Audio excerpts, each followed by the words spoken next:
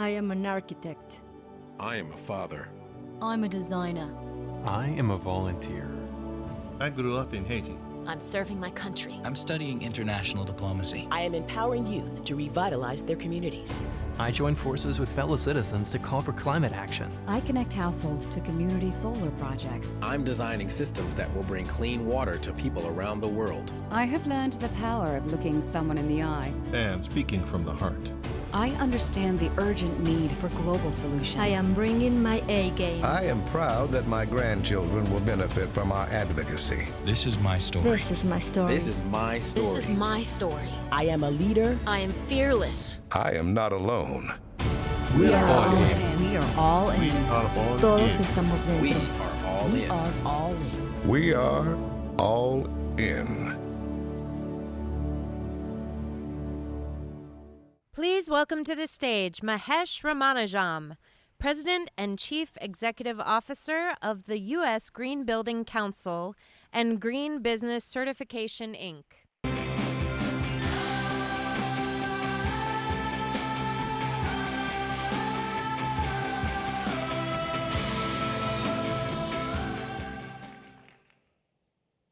Indian immigrant optimist.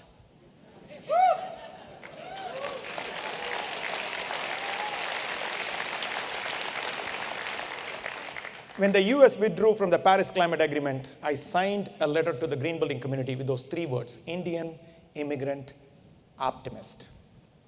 It's not your standard salutation. It's not on my business card. It won't be on my gravestone. But when I heard that President Trump was pulling out of Paris, I knew I couldn't talk to you today as Mahesh Ramanujam, President and CEO of US Green Building Council and GBCI. I had to do so as a concerned individual. Because we are not simply an organization, we are a collection of people. And we all have a tale to tell about where we came from and how we got here and why sustainability matters to us. I'll start with my story. Even as a child, although I was too young to understand, my parents were teaching me about sustainable living. I was born in India, where 70% of the people still live below the poverty line. In my family, sustainability was not a buzzword. It was a simple fact of life. Having a meal 3 times a day was a luxury.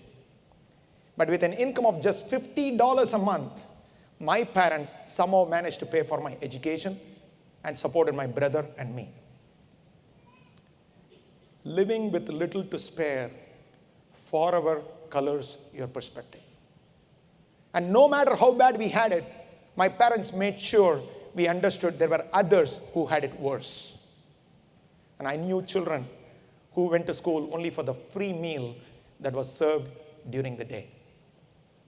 And I was lucky to have 2 complete sets of clothes for an entire year, since there were children in my neighborhood who grew up in rags, without healthcare, basic hygiene, water, and reliable power.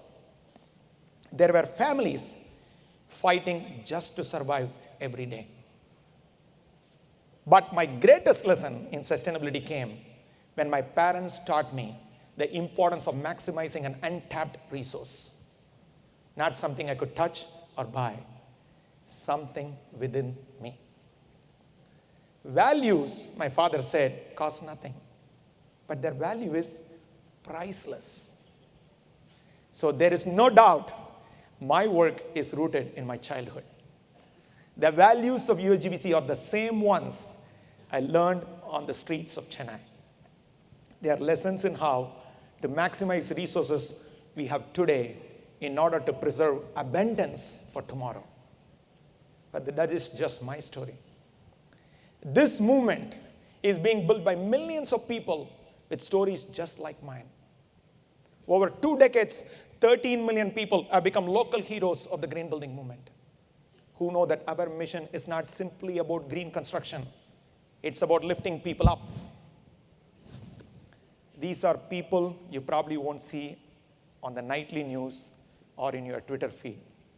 They are ordinary people.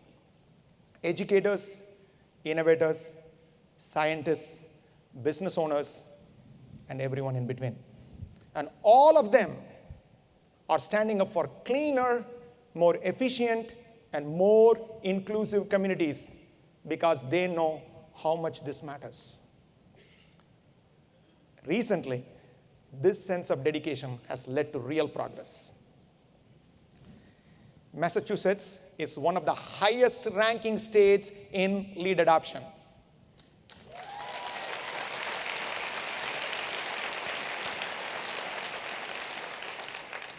It gets better. Ohio just certified its 300th lead school. That is more than any other place in the world.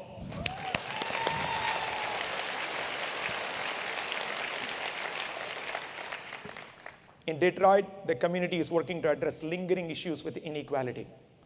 The Michigan Urban Farming Initiative is building the nation's first urban agrihood.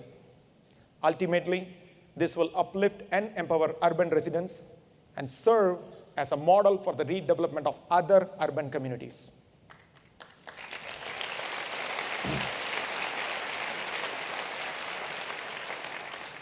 And I am particularly proud of the Green for All initiative, which is inspiring awareness around the fact that poverty and pollution go hand in hand. Green for All works to make sure that as the $200 billion clean energy industry grows, the opportunities that come with it will go to the struggling communities.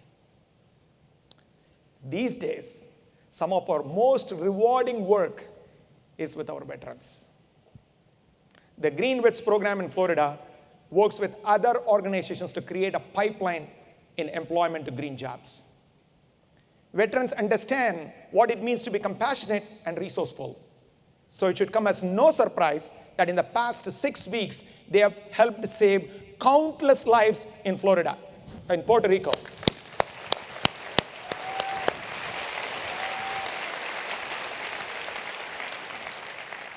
It is an honor for us to work with them on the ultimate call to action, the well-being of our planet. You can see our commitment to addressing homelessness in California through Century Housing, a defunct naval shipyard that's been converted into a community of LEED certified buildings that house and support previously homeless individuals and families.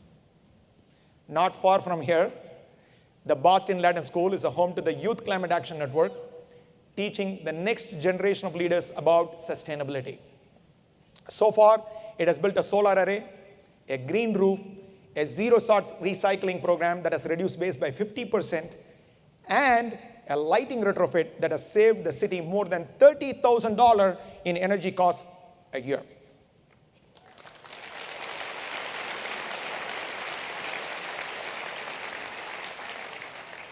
With LEED certification accounting for nearly 40% of green construction's contribution to US economy, we have officially transformed the market.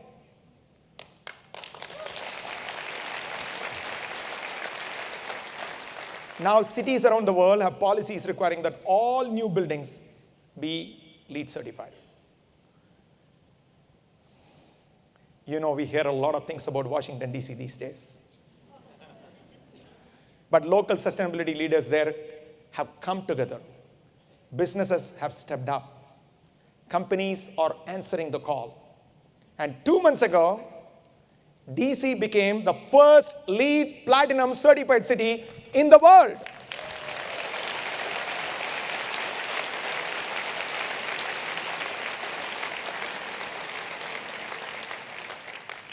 Last year, we launched LEED for Cities to help cities develop responsible, sustainable, and specific plans for green energy, water, waste, transportation, and many factors that contribute to the human experience. Because the reality is this: what gets measured gets done. What gets done gets improved. What gets measured and improved gets replicated. So most people don't know about their green building work in their city. So with this initiative, we are showing them what an important role it plays in their lives. And DC has started a trend. Phoenix and Arlington County just became LEED Platinum cities.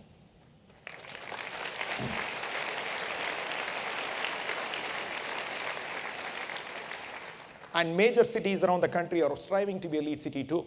Los Angeles, San Francisco, Austin, Denver, San Jose, New York City, Pittsburgh, Seattle, Atlanta, and Chicago. And not to mention Cambridge and right here in Boston.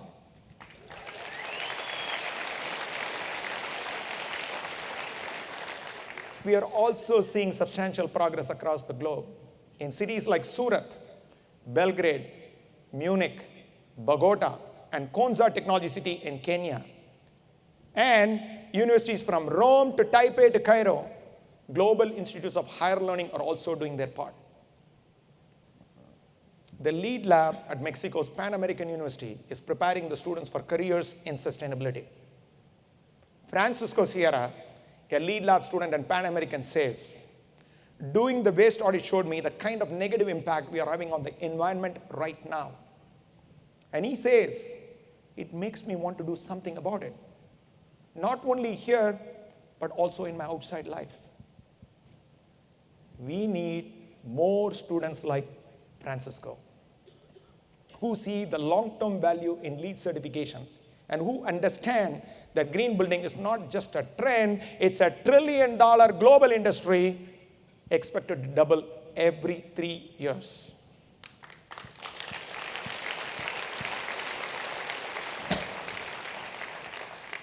To sustain this impressive momentum, we have to be vigilant, especially when the world these days is such a chaotic place. We have news stories about how the strongest Category 5 hurricane ever was worsened by climate change, getting drowned out by partisan rhetoric, calling global warming a hoax. We have an EPA run by an administrator who says that CO2 is not a primary contributor to global warming. We have an administration that claims to care about people in coal country before eliminating a study about their health. And even with all our progress, so much of what is relevant to what it looks like for the successful green building future is contextualized more with sensationalism than with substance.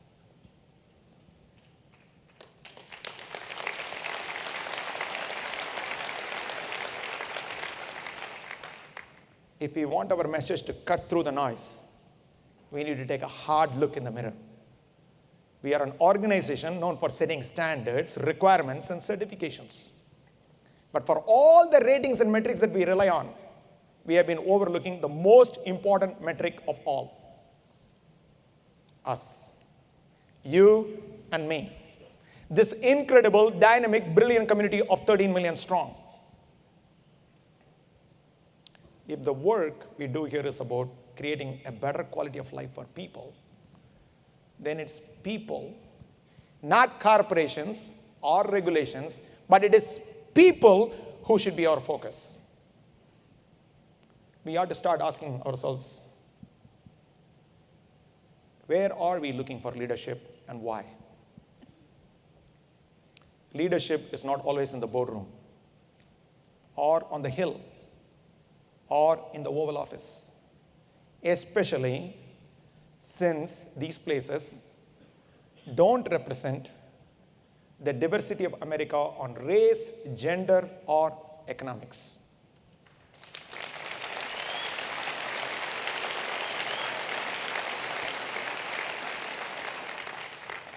Too much of the time, we look to people in traditional leadership roles for answers. We equate status and money with success and progress. And all too often, we end up following tradition instead of partnering with the next innovator, with the innovators next to us.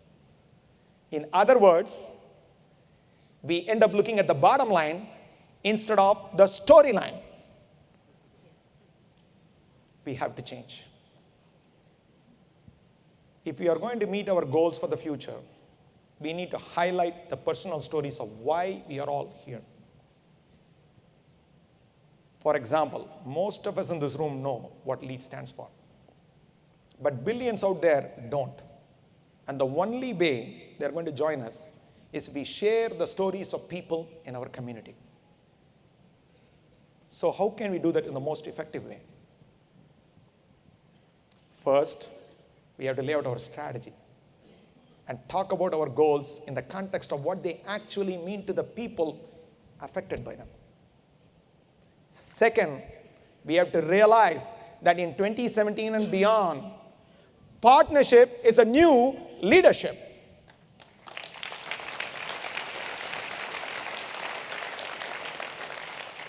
We can't do this alone. We need to focus on strengthening our existing communities, energizing and expanding the US green building market, and on increasing our members' engagement. My relationship with all of you should not be a transaction. It needs to be an ongoing conversation and an investment in each other and the ideas we all bring to the table.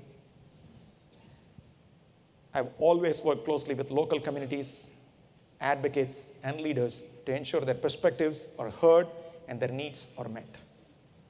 And since green construction is projected to account for more than 3.3 million US jobs by next year, it is part of my job to help people look beyond the typical positions that we always associate with sustainability.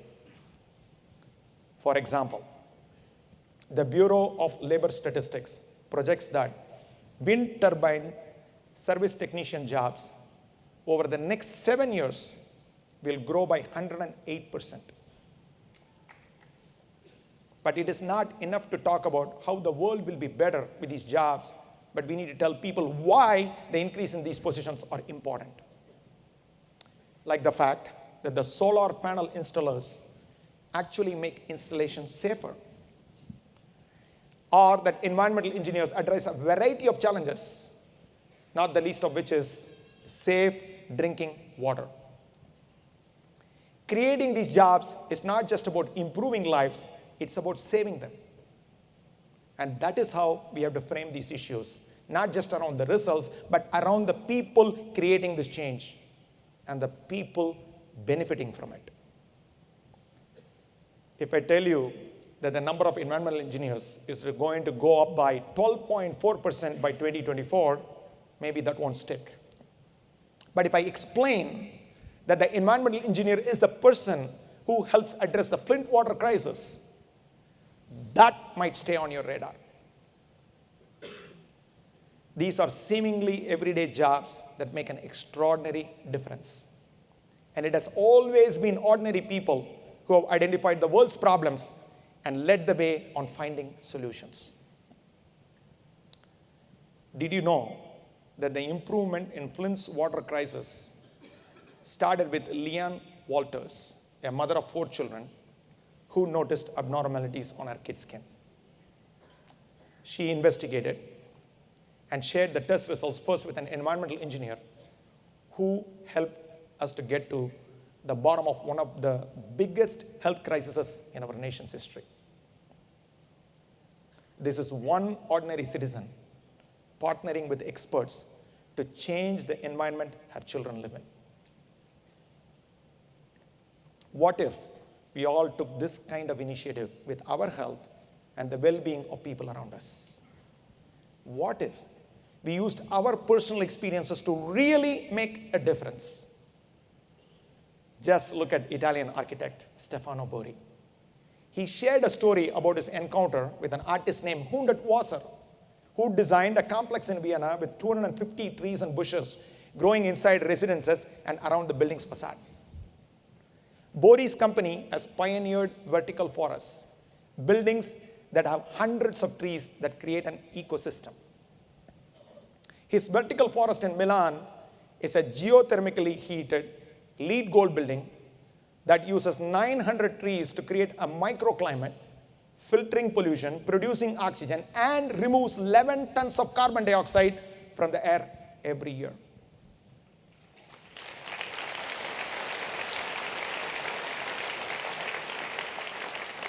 And now, Bori is applying his vision of a vertical forest onto an entire city.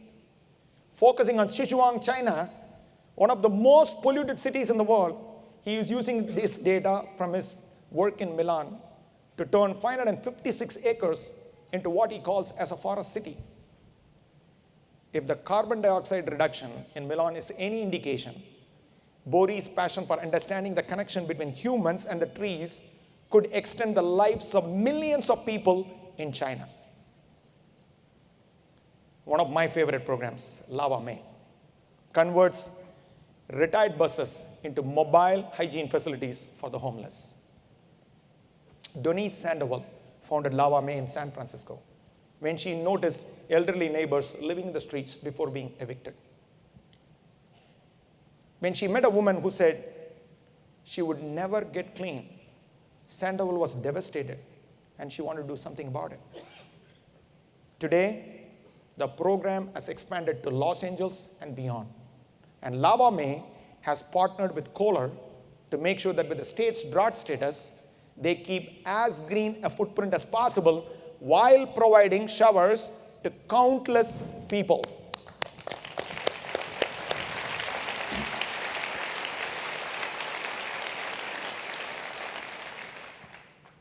Look, I can stand up here and talk about the value in maximizing resources forever.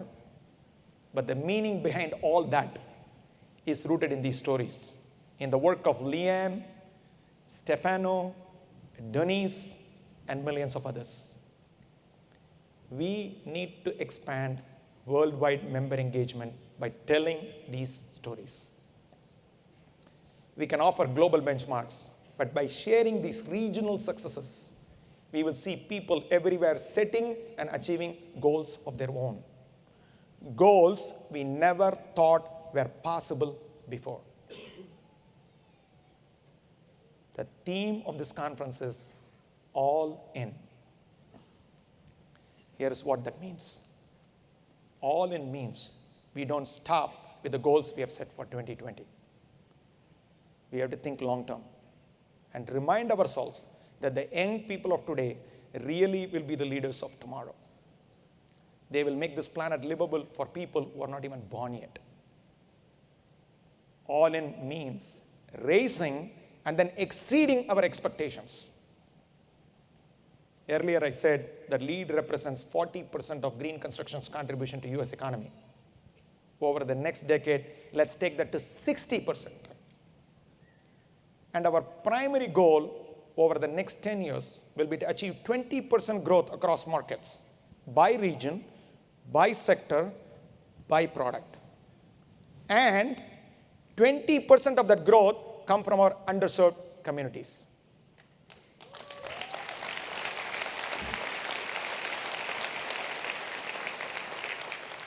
According to the Department of Labor, there are more than 8.4 million green jobs, and only 2.4% of those green jobs are LEED professionals. Let's take that number to 10% by 2020.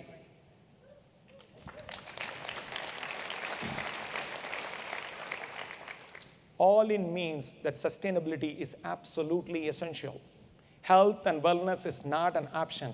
It's a necessity for our quality of life and our survival. But most importantly, all in means we are all in this together. That means we don't leave underserved areas behind.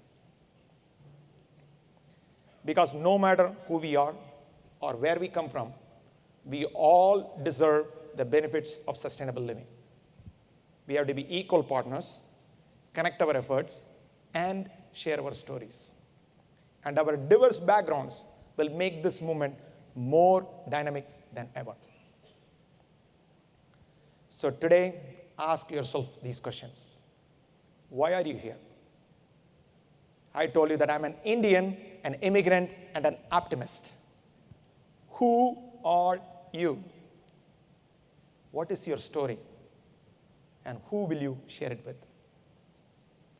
Your new partner might be sitting next to you, or somewhere in the expo hall, or waiting for you back at home.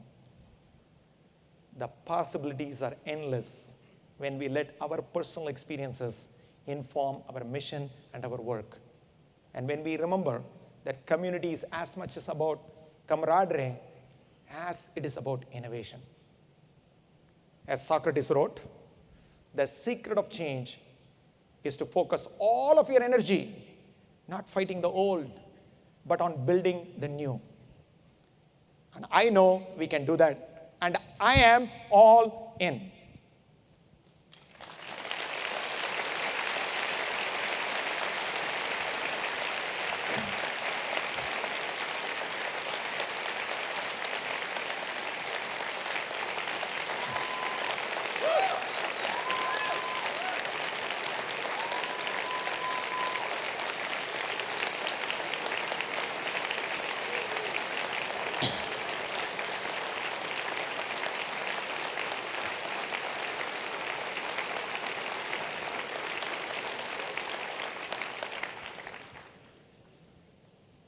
So I have only one more question.